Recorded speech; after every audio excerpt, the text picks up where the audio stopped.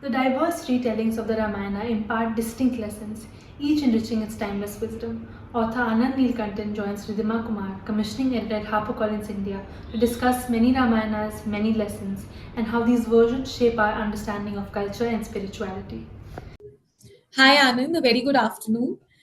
Wishing you a very happy World Book Day. It's such an honor and privilege to celebrate authors like you and the books we publish.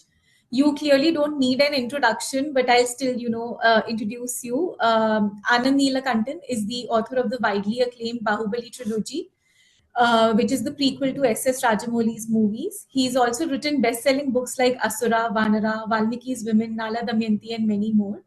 His latest book, Many Ramayanas, Many Lessons, is based on a popular podcast by the same name and is the first in the series of 4 books.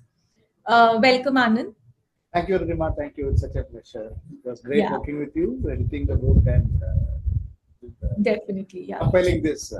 Yeah. So I'll start with you, Anand. Clearly it seems that Ramayana is an evergreen epic. No matter how many books have been written on it, how much people have read, seen it, they're still drawn to it. So, according to you, what makes this particular epic, so enduring and so beloved? And Uh, why is your book? How is your book different? What is the USP of your book that even after having so many Ramayanas, people will come and pick up your book to read? my book is not just a Ramayana retelling. I will Mhm. first put that, then I'll come back to the first part of the question. My Yeah. which kind of answer this. Basically, what I have done is I have compiled. I've been fascinated with Ramayana right from my childhood, and of course Mahabharata. And I have encountered so many variations of it. Initially, I knew only one version, the Malayalam version of Ramayana, which I grew up listening, Punjata's version, not even Valmiki Ramayana or Tulsidas Ramayana. When the Ramayana Saga series came, I was a kid at that time. Uh, the Ramayana came, the famous Ramayana in Doordarshan Yeah. came. Most of us in our village who thought we knew Ramayana were very fascinated because it was totally different from what we were used to, many of the plot points.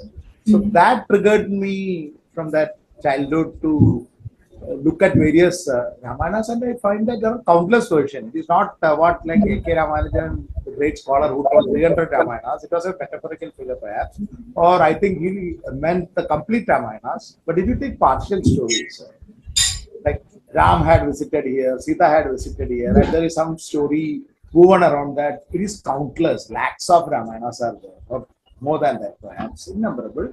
And it is not restricted to any geography or religion or caste or culture or language.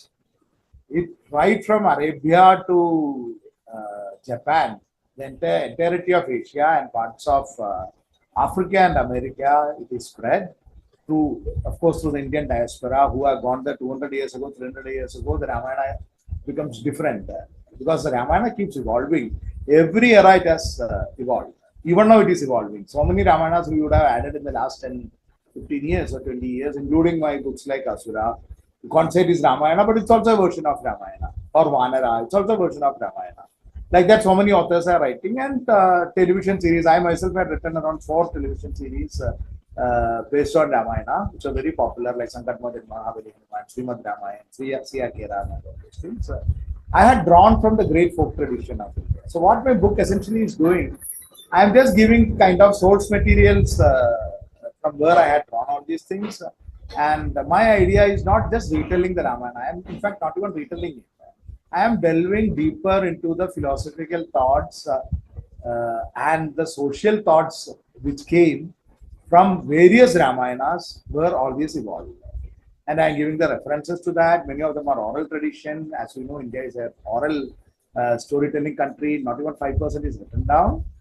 And this is a tribute to the oral storytelling tradition. And what do you think, why is the Ramayana the most beloved epic? What is in it that, still intrigues people, still interests people? Uh, Two things. One is it was associated with religion naturally, Yeah. so a lot of people were, even though, as I said, Ramayana is not specifically religion centric. There are Jain Ramayanas, Buddhist Ramayanas, which are the same Dharmic tradition. also popular Muslim Ramayanas and Christian Ramayanas across the world. It is an enduring story of humanity. It gives you at any part of life, at any stage of life, whatever age you are, whatever gender you are, whatever social position you are, you look back, you can find one character or other belonging to Ramayana or Mahabharata. That is why both these epics are enduring.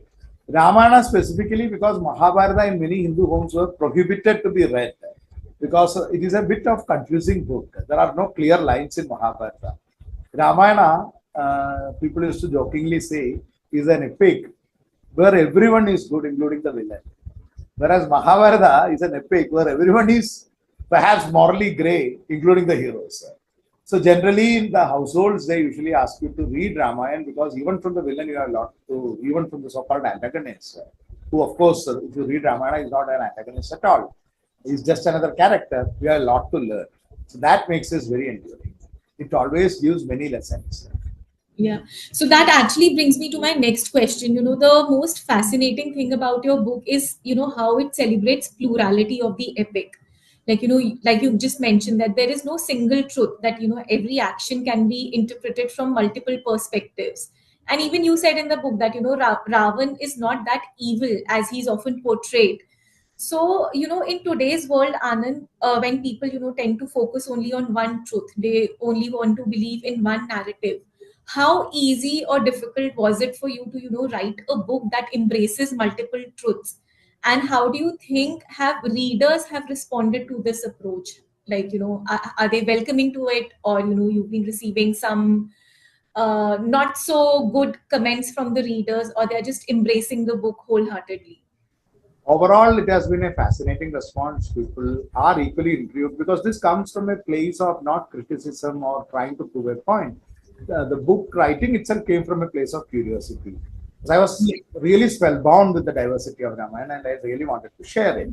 To see, compared to my other books, which are all fiction, this is something which is my perhaps the first non-fiction which I am writing, where I am also doing the storytelling. Because in Indian storytelling tradition, there is no clear borders of what is fiction and what is non-fiction, because we tell the thoughts, philosophy through stories itself. That is how the Ramayana tradition itself came. So overall, the response have been very positive. Of course, there will be detractors. The idea of telling the stories is to create a debate. So through debate only, we had even Bhagavad Gita is a debate. Ramayana itself is a debate. Mahabharata is a huge debate on what is Dharma. Yeah. So what happens, what we have lost in this era of internet has given us a lot of good things. So I am not the person to blame something totally painted black or white. But one of the problem is because of the algorithms, the opinions tend to thicken. Because you see certain thing, you think it is true, the algorithm starts giving you all the videos, search results, what will confirm to your biases. So that is why a lot of people think and get angry that this is the only truth. What books do and what the attempts like this do is to show that there is a lot of diversity in thought and everything has to be respected. That is how the Indian civilization flourished. The pan-Indian civilization flourished, spreading across all across Asia by allowing different subcultures to evolve their own Ramayanas and Mahabharata and allowing them to tell the tales the way they want. And also to debate and discuss the point of ethics, morality, and dharma subject to your times and society. That's what the book is trying to celebrate. Like, you've written so many different perspectives, referred to so many different versions. Were there any, like, one or two stories that, even were a revelation to you, that, you have also not heard before, and you were also like, oh, okay, this is shocking. Like, I've never, like, until and unless I've researched for the book, I did not come across this version. Plenty of them are there. Plenty. The book is peppered with all. So most of them which I have included, I have tried to include the ones which had sometimes shocked me or made me smile or made me think from where did this come from. Yeah. So there are the versions where nothing to offend any people. I'm just saying it is there. There are very old versions where there are Sita and Rama are siblings, which was kind of shocking to me. There are versions where Many of us who have delved into Ramayana knows that Hanuman has a son in some of the Ramayanas. But there are versions in which Hanuman has multiple wives, which is kind of shocked me because Hanumanji has been prayed as a Naitika Brahmachari, as a great celibate. And suddenly you find that he is more like Krishna. Then another version which I found, just like Krishna Leela, there is Ram Leela, where Ram enjoys with Gopikas. The same way, it's in a spiritual way, of course, but instead of Vrindavan in Ayodhya, Ram does it. So we have all learned Ram as having only one wife and totally committed to her. And suddenly you find a version which challenges even that. Yeah. I given references for that. These are the things which I came across during my research for the book. And these are not very popular versions. And what is popular in one area will be totally unknown in other part of the country. For example, there are lots of stories, lots of Ramayana in the south, and many Ramayans which went from the south through the sea route. During the great Chola expeditions, or before that Pallava expedition, Chera expedition, through the merchant and the sea route, both these Ramayanas had gone from the south. So even in those Ramayanas and many of the South Indian Ramayanas, prior to the Bhakti era versions, have Sita as the daughter of Ram, which might be not very much known in other parts of the country. Then I also found that there were 3 versions of Valmiki Ramayana itself. Yeah, we usually heard that there's only one Valmiki version. Yeah. People will say you should talk only about Valmiki Ramayana, which is authentic. So my humble question will be, which Valmiki Ramayana? Because there are at least 3 versions come across. The southern version, in which is actually much longer than the other 2 versions, and some stories which you find in the northern rendition, northern recension of Valmiki Ramayana, you won't find it in the South Indian version. And another curious fact I found, when the Bhakti era poets started translating Ramayana from Valmiki Ramayana, they didn't directly correlate it to the Sanskrit versions available in the region. There was a cross-country pollination. For example, Kamba Ramayana, instead of using southern recension of Valmiki Ramayana, he used a lot from the east and the north while comparing it in south. Whereas Tulsidas Ramayana uses a lot of versions available in the southern Valmiki Ramayana. These are all the curious facts, because all these saints have traveled across the country, compiling their own Ramayanas, writing what is suitable for that era to the people who they are addressing. So they also had done a pick and choose of this.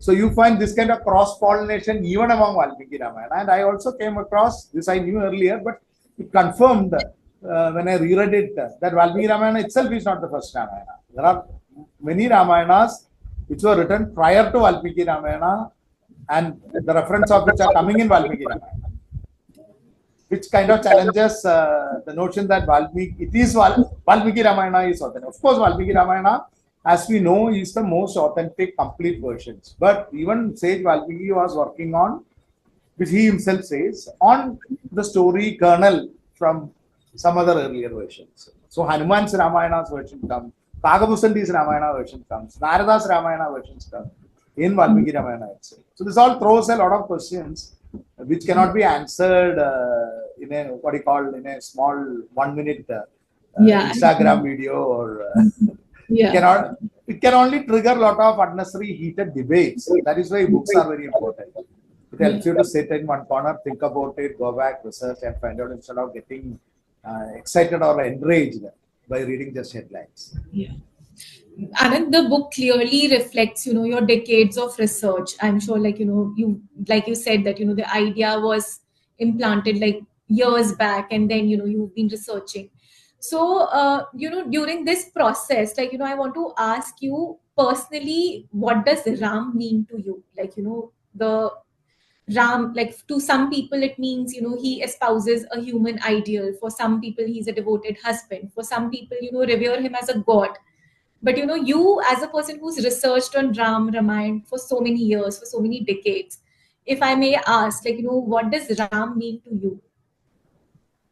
Basically, see, Rama, even though it is Ramayana, the Ram story, every character is important for me, because that is what completes Ram. So without Sita, there is no Ram. So many a times, slight diversion from your question to emphasize the point I am making. Ram was never deposited, at least in the homes in my part of the country, without Sita. Single Ram, the Ram without Sita, has after his marriage, not in his childhood, they depict as a child Ram perhaps. That itself is rare. Always it is with Sita and Hanuman. Without these two, and Lakshman, of course. Without this, Ram is not complete. So Ram, whenever Sita is not with Ram, there is no divinity in Ram, if you really see. Only with Sita. That is why it is always Siyaram or Sita Ram. Yeah. Not in North Indian, Everywhere across the tradition. Siyaram, Now we are losing it because nowadays, because of various reasons, which I don't want to spell out, an angry Ram's portrayal we see a lot, which was considered inauspicious in every tradition, most of the tradition. Of course, for whatever I say in India, there will be exceptions. Somebody will come, no, in my village there is a temple where we worship Ram alone and not Sita. I'm not talking about that. 99% of the time, because nothing you can say in India with confirmation. There are temples for Duryodhan, there are temples for Hidumbi, there are temples for Khadothej, there are temples for Kumbhakarna. So that is the greatness of India. But that apart, Ram becomes complete only with Sita, Lakshman, and Hanuman. And that Ram is a very humane Ram. Whatever we criticize sometimes, which also is very important, which I explain in the book, why the saints have written it like that, because they are trying to make you pause. The idea of telling story was to make you think and pause, not to instruct you something. And you have to arrive at your truth. So deliberately they had put instances like Ram killing Bali standing behind it, which itself multiple versions are there. As I said, there are versions where Ram directly fights with Bali and kills him. So because some saints were not happy with it, so they rewrote it, including Vedavyasa, who doesn't say that Ram had killed Bali like that. Every act, it happens when Ram is incomplete. So Ram gets, so what essentially the idea of Ram means is a complete family man, where he exposes all the duties of how a man, same way the Sita is doing all the duties of how a man should live, irrespective of the reverses he feels. So that Drida Vrida, what they call the man who is steadfast in his principles, irrespective of what causes him.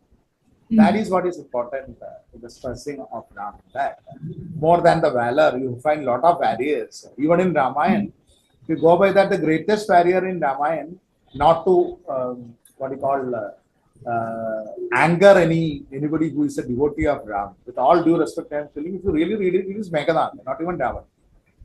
That's why it becomes so difficult. It's Adi Maharati, who is equal to Vishnu and Shiva. In the Ati Maharati in some Ramayana, they called. So even it's not the warrior aspect which is coming, because Ram is not Vishnu, he is the avatar of Vishnu. So in that story, Meghanad is the greatest warrior, who is equivalent to Shiva and Vishnu, who are not directly present there, or to Devi. So it is not the warrior aspect, it is about the family aspect of Ram, what makes it endearing. And Krishna is totally in contrast to this. So that is what the Indian civilization is all about. You said this is also true, and this also could be the true. You can live like Ram also, you can live like Krishna also, and both times you can be right. Yeah, definitely. Anand, so this book, is a part of 4-part series.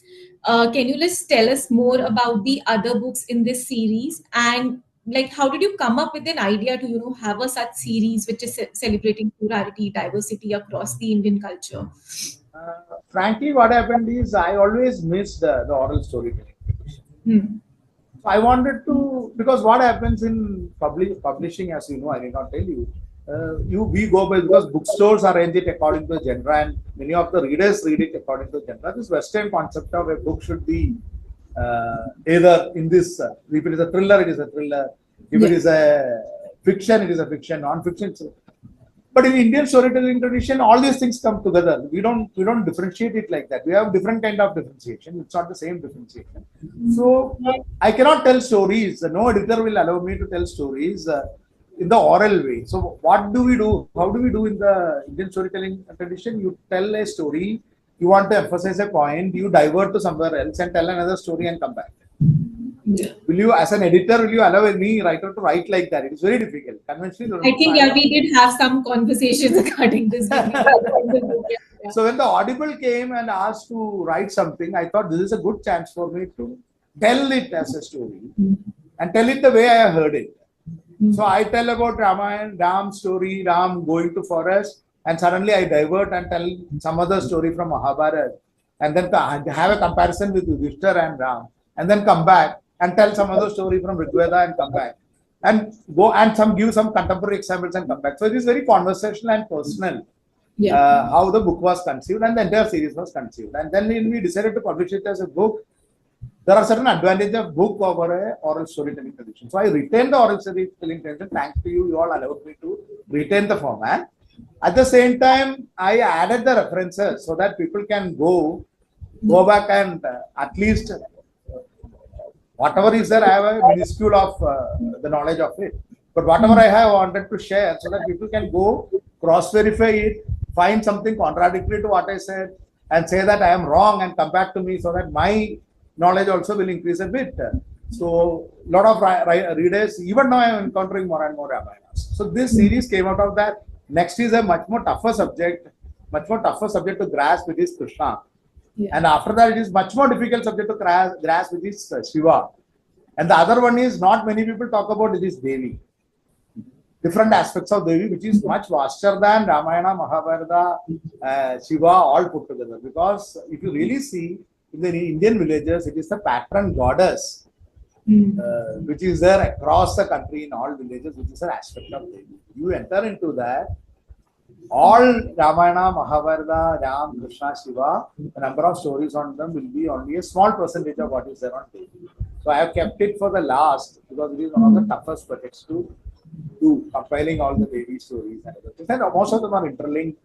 Some of them are contradictory. Some might be shocking because Devis, with Tantrism also into play, many of the Devi stories could be more shocking sometimes than perhaps that of Krishna's or Shiva's.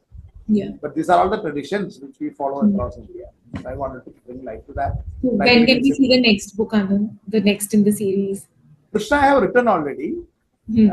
So that will first come out as an audio book, and next year we are Harper itself is publishing the Krishna with same way taking the oral tradition and adding a lot of references and more because by the time it comes out as a book, I would have encountered more stories.